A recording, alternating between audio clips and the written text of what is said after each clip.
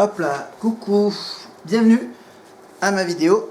Hop là, voilà, je recadre. On est pas mal comme ça, hein. Voilà, c'est un nouveau concept. Alors, j'ai ce classeur violet.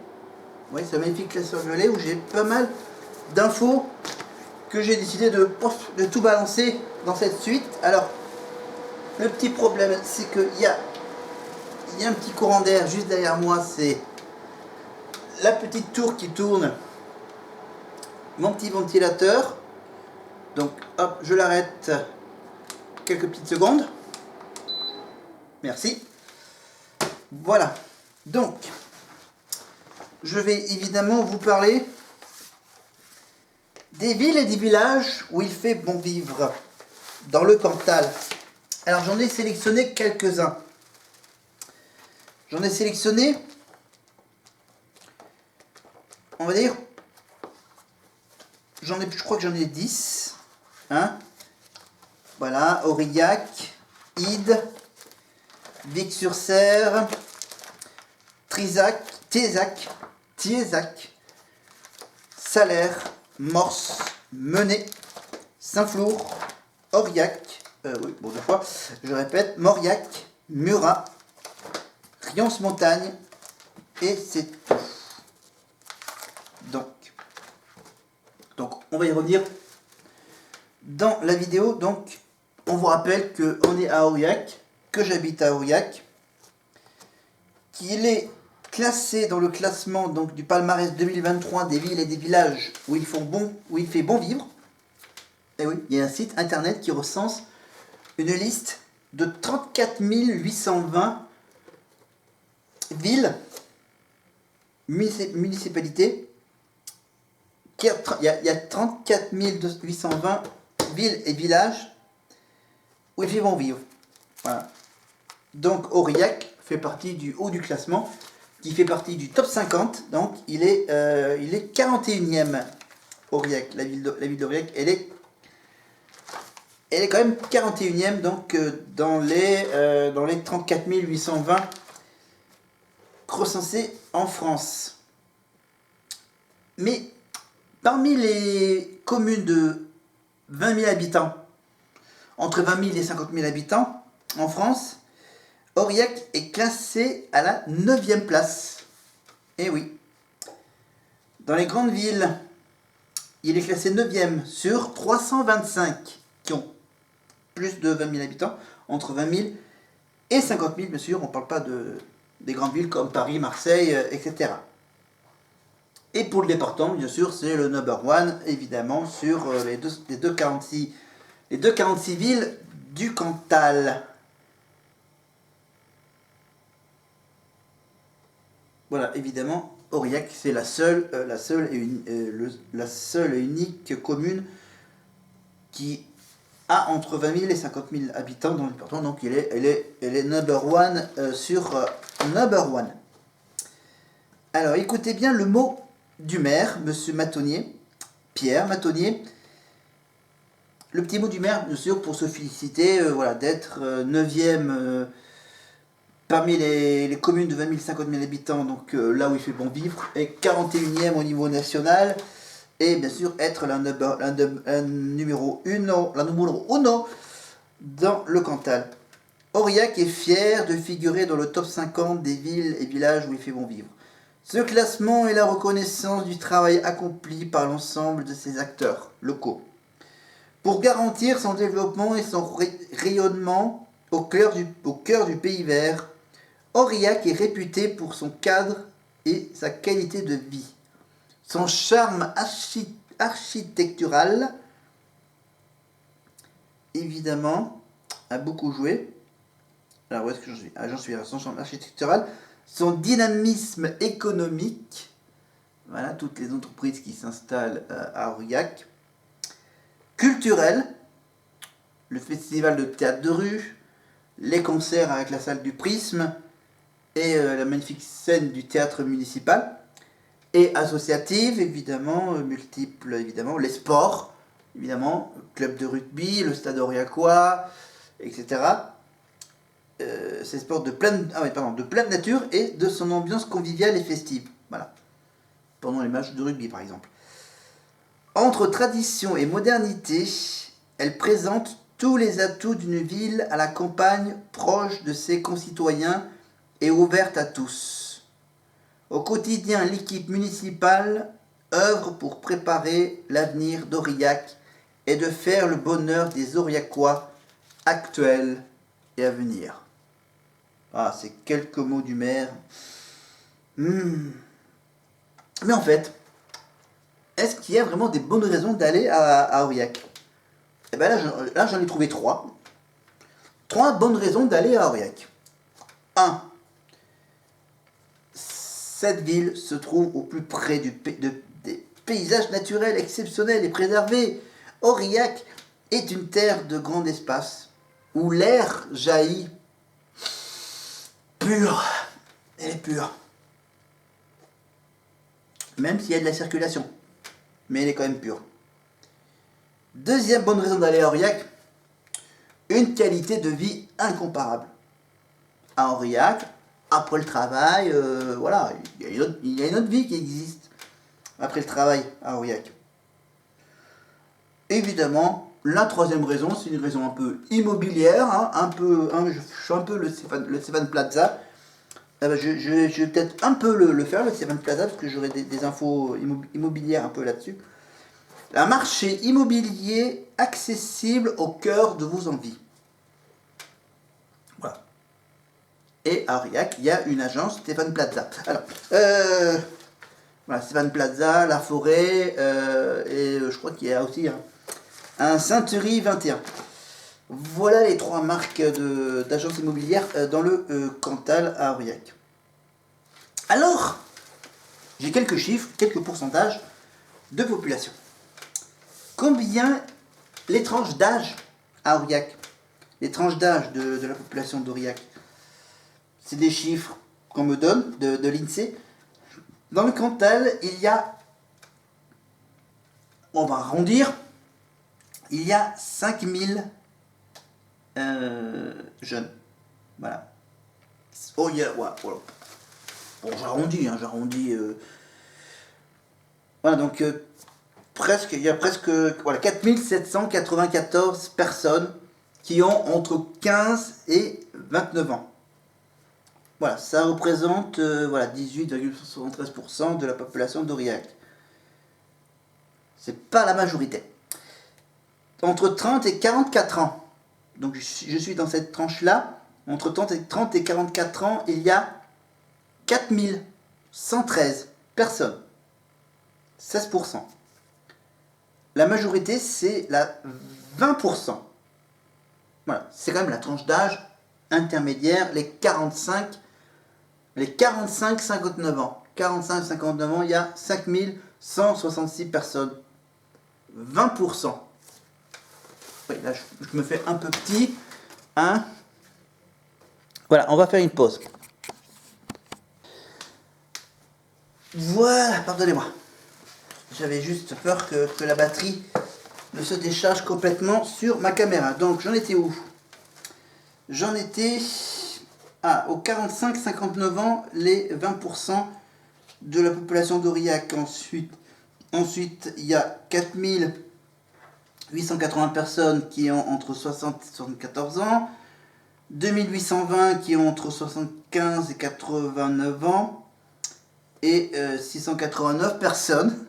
Eh oui, il y a que 689 personnes qui ont plus de 90 ans. Voilà. 90 ans et plus. Voilà. Et pour vous dire que à Aurillac, on a 67 personnes qui sont agriculteurs exploitants. 530 artisans, commerçants, chefs d'entreprise. 1526 cadres et professions intellectuelles supérieures. 2872 professions intermédiaires. 3700 employés. 2800 ouvriers. 7500 retraités. Et voilà, 3700 personnes qui font peut-être autre chose et qui n'ont pas d'activité. Alors, donc là, le sujet est presque le même. Ah, le prix de... Maintenant, voici la partie Stéphane Plaza. La partie Plaza, Stéphane Plaza, donc agent immobilier. La répartition de l'habitat dans la commune est de... La répartition de l'habitat dans la commune est de 29,7%. 9,07% pour les maisons individuelles et de 70,75% pour les appartements. Ok, vous voulez vraiment que vous voyez mieux. Donc on va juste garder en plan arrière les logos. Voilà. Alors est-ce que du coup là ça va? On est en direct. Ok. Voilà, vous avez la tour. Le ventilateur derrière moi. Ok. Ok, on va faire. Hop. Voilà. On cache la marque. Ok, c'est bon. Voilà, on revient donc au prix de l'immobilier à Aurillac. Donc, j'étais où? J'étais avec les maisons individuelles, donc 29,7, 70% pour les appartements et 80% pour les résidences principales, 4,6% pour les résidences secondaires. Le reste, évidemment, c'est des logements vacants. Voilà, en sachant que 48,29% des habitants vivant dans leur résidence principale sont propriétaires. 49,31% sont locataires. Le reste, c'est logé, évidemment, à titre gracieux. Voilà, donc en 3 ans, l'évolution du prix au mètre carré a augmenté de 21%. Et pour le prix moyen au mètre carré, en 2022, le prix moyen est de 1520 € au mètre carré. Voilà, voilà, voilà.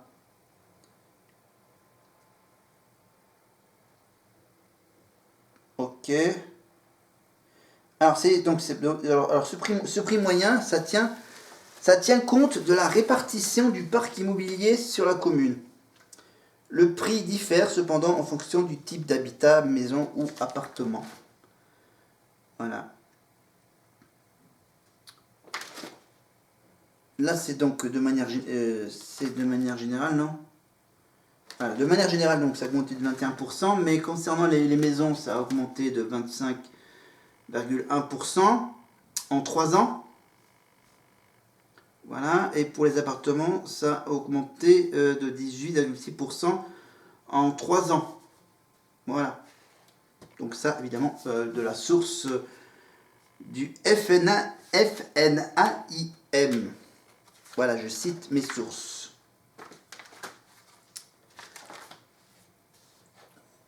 Ah oui, j'avais carrément oublié que j'avais aussi pris, par exemple, voilà. Donc voilà, pour Aurillac. Mais je ne vais pas faire le même topo pour chaque ville. Vous trouverez ça sur le site village. Le site s'appelle Ville et Village. Ville ou village au pluriel, où il fait bon vivre.com.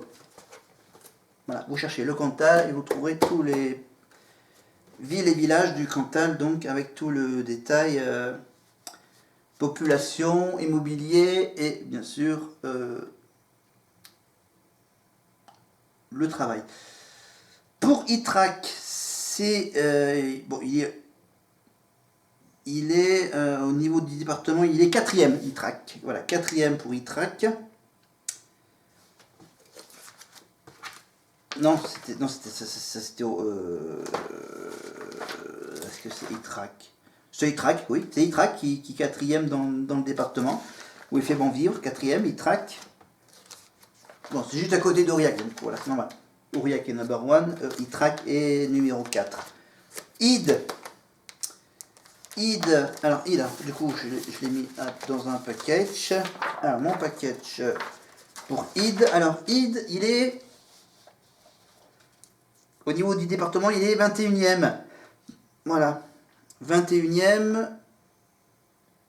Et par rapport à son nombre d'habitants, il est 13e sur 60 pour les petites communes de 500 habitants à 2000 habitants.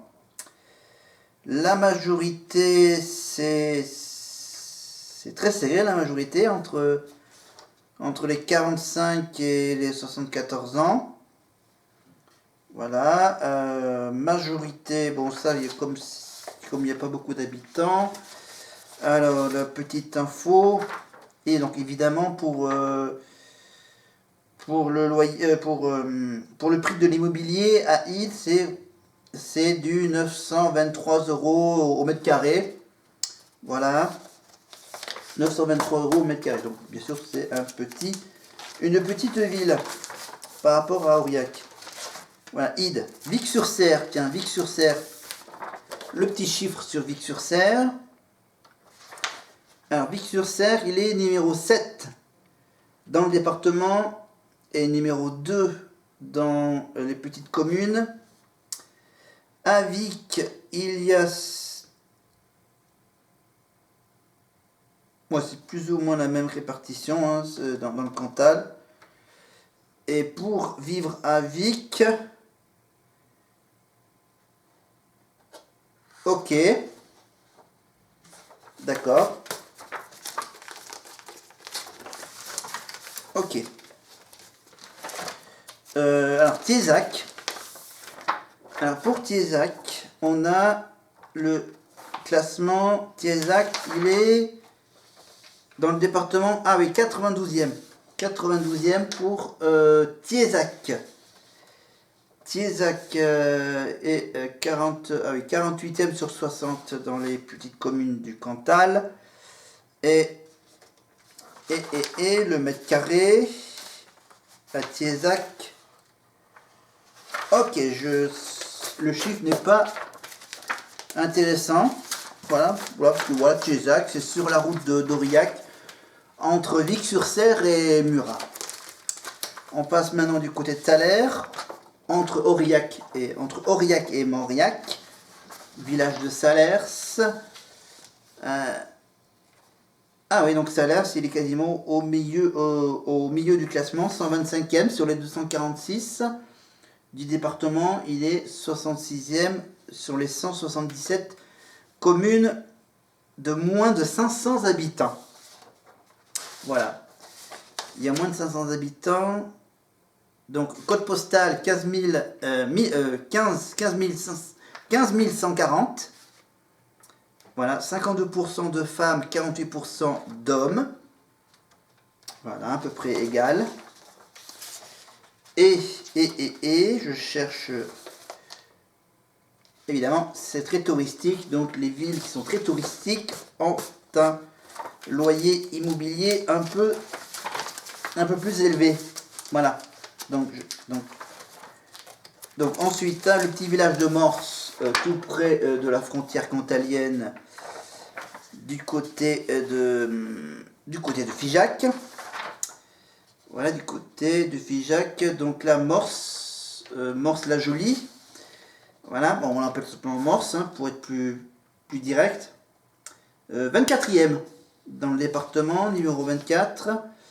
Et quand même 4e sur les 5 villes de 2000 habitants et entre 2000 et 3500 habitants. Voilà, 2111 habitants, superficie 30 km², 68 habitants au kilomètre², et donc Morse c'est 15 600, le code postal, répartition quasiment égale, 53% de femmes, 47% d'hommes. Et le loyer, évidemment, très touristique, le petit village de Morse. Voilà, on passe de Morse à Menay, le petit village de Menay, à côté d'Orion-Montagne, avec son petit lac, le lac de Menay. Ok.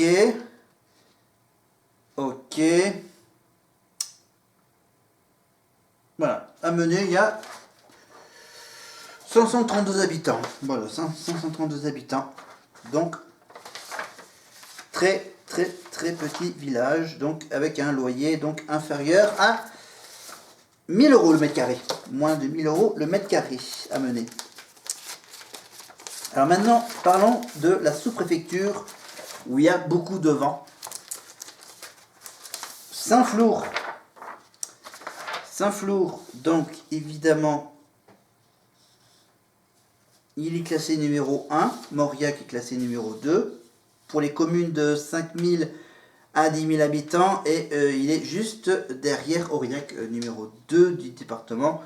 Le deuxième au niveau départemental sur les 246 villes et villages.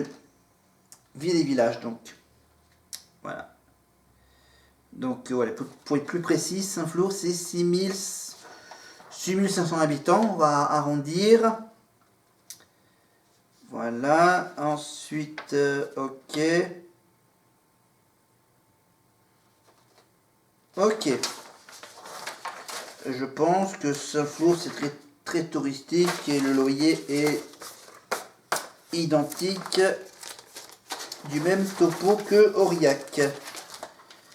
Donc Aurillac, c'est déjà vu. Et donc Mauriac, je vous ai parlé donc de Saint-Flour qui était donc... Ah non, Mauriac c'est... Ah oui, Mauriac c'est combien d'habitants Mauriac? C'est 3500 habitants. Voilà, 3498, mais j'arrondis à 4000. À 4500, à 3500, pardon, 3500 habitants. Voilà, 127 habitants par kilomètre carré. Voilà, et pour Mauriac, c'est... Ok, c'est intéressant. Voilà, vous trouverez tout ça, évidemment, je vous rappelle, sur les villes et villages où il fait bon vivre. Ah, Murat. Murat et son festival, la fête du cordé de Murat. Fête du cordé de Murat et aussi la maison de la faune. Murat, il est 23e dans le département, 23e département où il fait 23e du département où il fait bon vivre. Voilà, et 15e parmi les communes de 500 à 2000 habitants parce que Murat, il compte 1850 habitants. 1845 densité 91 habitants au kilomètre carré. Les rues sont très étroites.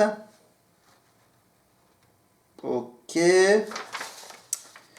Et alors pour vivre à Murat, le loyer est évidemment le fameux carrefour du Cantal à Murat. Voilà, le carrefour où tu peux aller d'un côté à Massiac, un peu plus au nord du Cantal. Massiac, Saint-Flour, Aurillac, Mauriac. Voilà, et au milieu, tu as Murat.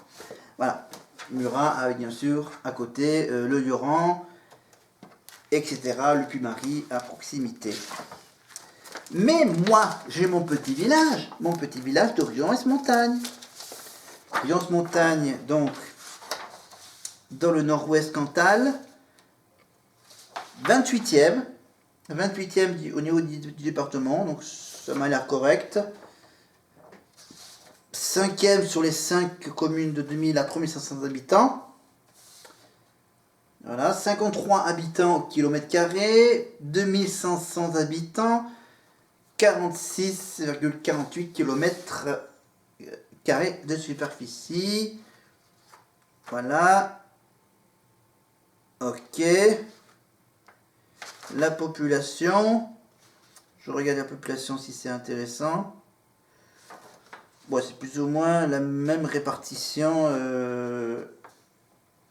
Alors, au niveau des métiers.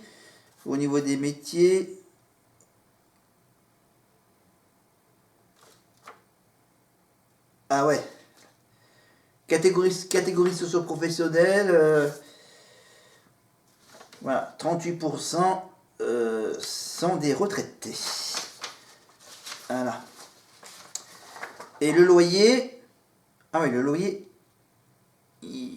Ah oui, le prix moyen au mètre carré à Rions-Montagne est de 1 7 € le mètre carré. Voilà. Si vous voulez en savoir plus, bien sûr, hein, vous avez ce site et aussi le site de la ville de Rions-Montagne. Donc, ville, voilà, vous tapez ville, Rions-Montagne et vous tomberez forcément sur le site de la ville. Et pour parler de Rions-Montagne, les festivités de cet été, il y a évidemment pour le mois de juillet, le 14 juillet, la fête de la Gentiane.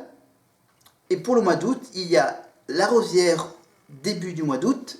Et pour finir le mois d'août en beauté, il y a la fête du bleu d'Auvergne. Voilà. Donc voilà, il y a quand même 2 fêtes. Une fête pour la gentiane, une plante. Une fête sur un fromage. Il y a donc la fête nationale le 14 juillet. Et la fête de la rosière et de la jeunesse, évidemment, le couronnement d'une jeune fille. Voilà, vous chercherez la définition d'une rosière, que certains villages font ce petit couronnement de la jeunesse. Voilà. Voilà, c'était un gros topo rapide. Alors je commence à avoir chaud, donc je vais pas tarder à arrêter cette vidéo. Mais voilà, vous voyez derrière moi qu'il y a toujours le Tour de France. Vous avez sans doute remarqué que j'ai toujours le plan du festival de théâtre de rue qui commence dans moins d'un mois. Que je vous ai déjà présenté les bouquins, que je vous ai déjà parlé de tous les événements sportifs bientôt dans un an, les Jeux Olympiques. Là, ce que j'ai sur moi, c'est bien sûr le t-shirt du festival de théâtre de rue, la preuve. Voilà, j'ai le logo, un des anciens logos du Conseil général du Cantal, le logo de la ville d'Aurillac. Voilà. Avec bien sûr mon petit ventilateur, évidemment, comme c'est la saison. Voilà, c'était assez sympa. Je voulais faire ça, je voulais faire ce gros topo rapide de vous présenter les villages où il fait bon vivre dans le Cantal. Ma petite sélection, mon petit top 10. Voilà, à peu près 10 villes où il fait bon vivre. Alors, je jette évidemment un petit coup d'œil à ma petite télé, à ma grande télé. Voilà, pour savoir donc ce que je suis en train de regarder. Évidemment, j'ai déjà fait un petit aperçu évidemment des traîtres. Évidemment, je parle évidemment du replay des 2 épisodes des traîtres. Donc chaque semaine, et ça va bien sûr, ça peut durer tout l'été apparemment. Parce que bien sûr, ils font des éliminations, ils en éliminent 2 par épisode. Donc il y en a en gros pour 6-7 semaines d'aventure, donc avec les traîtres sur M6, tous les mercredis soirs avec Eric Antoine, qu'on le retrouve également dans d'autres émissions d'M6, évidemment, on le retrouve dans Qui peut nous battre, c'est ça, voilà, un espèce de quiz, le quiz d'M6, avec des célébrités ou des amis animateurs de la chaîne. On retrouvera également Eric Antoine dans la nouvelle saison de Lego Masters, qui marche bien. On retrouve également Eric Antoine dans La France, un incroyable talent. Et ça continue. Avec Hélène Ségara, entre autres. Voilà. On le retrouve également avec Élodie Gossuin dans le karaoké d'M6. Voilà. Le plus grand karaoké de France. Il dit ça. Voilà, donc Eric Antoine, donc on le retrouve assez régulièrement sur M6. Voilà, et donc pour les traîtres, pour le moment, ils n'ont pas encore éliminé Juju. Ils n'ont pas encore deviné que Juju était une traître. Idem pour Charlotte de Turckheim. Alors que là, ils ont quand même réussi à éliminer le petit Guillaume, hein, Guillaume Play. Voilà. Donc ils ont quand même éliminé un traître, mais bien sûr, si un traître est éliminé, bien sûr, ils doivent en choisir un autre. Donc ils ont trouvé un nouveau traître qui remplace Guillaume, et c'est bien sûr le célébrissime cuisinier d'M6, évidemment Norbert Tarrer, Norbert, qu'on retrouve sur M6 dans les 100 vidéos qui ont fait rire le monde entier sur W9 avec un certain Issa Doumbia et attendez, qui il y a une certaine Priscilla Betty. Voilà. Donc on le retrouve régulièrement dans les 100 vidéos qui ont fait le monde entier. Voilà, et on retrouve également dans le concours de la meilleure boulangerie de France. Voilà. Voilà. Et en ce moment, sur M6, en Access Prime Time, on retrouve Stéphane Rothenberg dans une aventure dans les routes de France, avec des camping-cars, avec les 3 camping-cars de différentes couleurs. C'est une émission que je ne regarde pas. J'espère qu'on retrouvera Stéphane Rothenberg pour, bien sûr, Pékin Express, ou encore pour une nouvelle saison de Top Chef. Voilà, et donc là, je regarde donc les 2 derniers épisodes des Traîtres, avec donc l'élimination de Guillaume Play au début de cet épisode. Alors là, c'est l'élimination de... Ah oui, l'élimination de celle qui achète les antiquités sur France 2. Affaire conclue. Caroline de Mérigeron. Voilà, et on vous rappelle bien sûr que Sophie Davant ne présentera plus l'émission. Voilà, ça sera donc la remplaçante de Sophie Davant, qui est comme par hasard une ancienne animatrice d'M6, qui avait donc elle aussi animé Le Meilleur Pâtissier.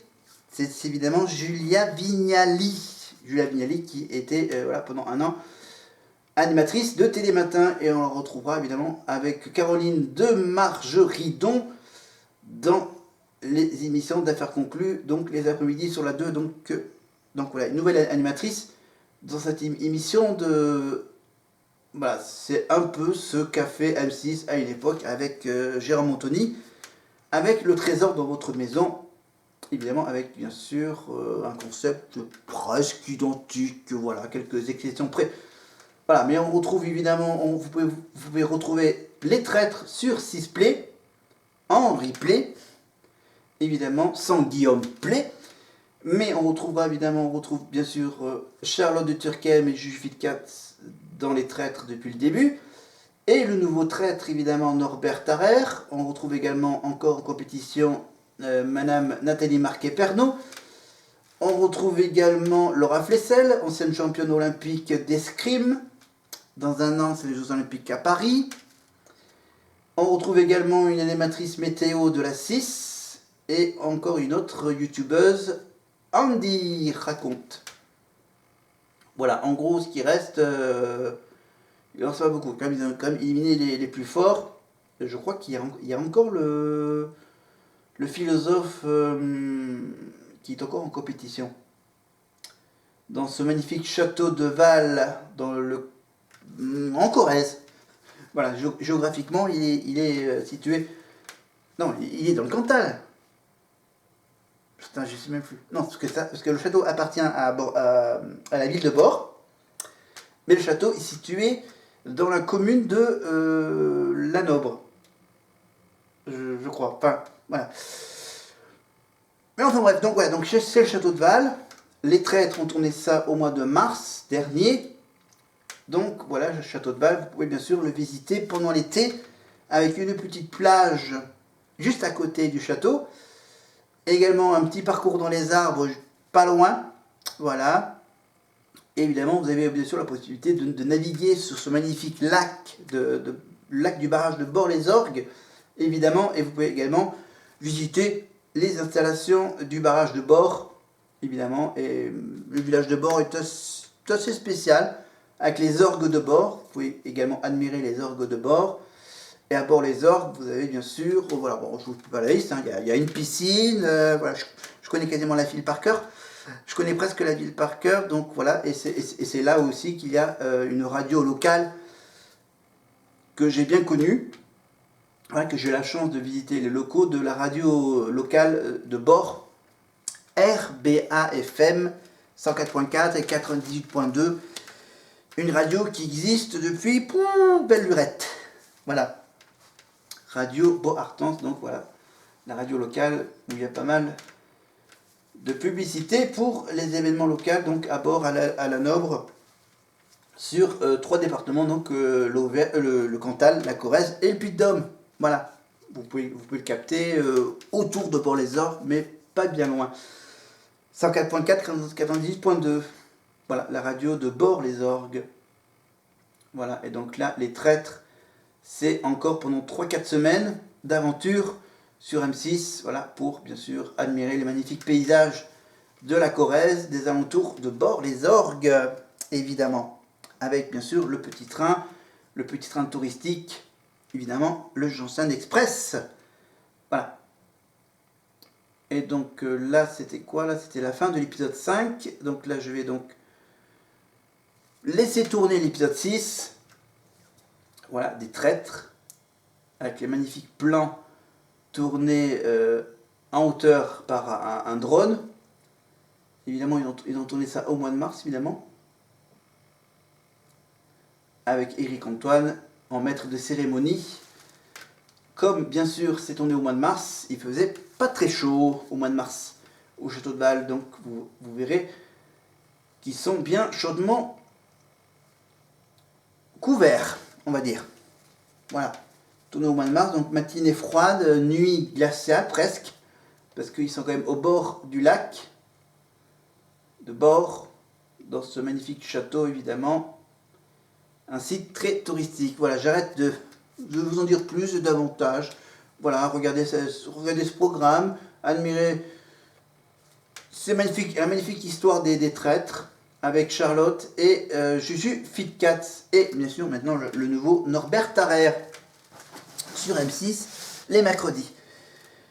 Voilà, j'arrête, je vais me rafraîchir. Hein. Je vais bien sûr maintenant me reposer pendant une semaine. On va dire que je vais vous reposer une semaine avant de me consacrer toute une semaine à marcher dans les rues de Castres, d'Albi, de Cordes-sur-Ciel et de 4, 5, 6 villages aussi. Tout ça avec bien sûr 2 soirées au cinéma à Castres, du fast-food à plein pot, des photos bien sûr prises à plein pot. Voilà, des musées, la cathédrale d'Albi, la cathédrale, l'église ou la cathédrale de Castres. Voilà, les magnifiques paysages, également des magnifiques paysages sur le village donc de Cordes-sur-Ciel et bien sûr sur le chemin du retour, un petit passage par le viaduc de Viorre. Voilà. Vous verrez, voilà, je peux évidemment modifier selon la météo, mais bon, je pense que la météo sera relativement très chaude météo cet été. Voilà, maintenant que le tour féminin va se terminer, on a donc maintenant une petite pause de quelques semaines, même s'il y a encore des compétitions, avec bien sûr les championnats d'Europe ou du monde d'athlétisme. Et bientôt, bien sûr, le retour du football et du rugby. Le championnat de France de football et de rugby qui commencera dès quasiment après le 15 août. Donc, retour à des rythmes presque normaux. Bien sûr, les week-ends de matchs de foot et de rugby. Voilà, et bien sûr, le théâtre de rue. Mais ça, j'aurai le temps d'y revenir après mes 2 semaines de repos. Je vous ferai une petite vidéo là-dessus vers le 15 août. Voilà, et voilà, d'ici là, ça sera peut-être presque bientôt la fin également, quand je reviendrai des traîtres. Voilà, et je rappelle que en face les traîtres, on retrouve évidemment les hélicoptères de la 4 au Trésor avec Cyril Ferraud sur la 3. Voilà, donc voilà, et évidemment, pour la 4 au Trésor, il y a aussi le système de replay. Voilà, pour ceux qui regardent les traîtres et qui ont raté la 4 au Trésor, vous avez le replay également pour ceux qui regardent la 3 et qui veulent voir ce qui s'est passé sur la 6, ils ont aussi le replay de la 6.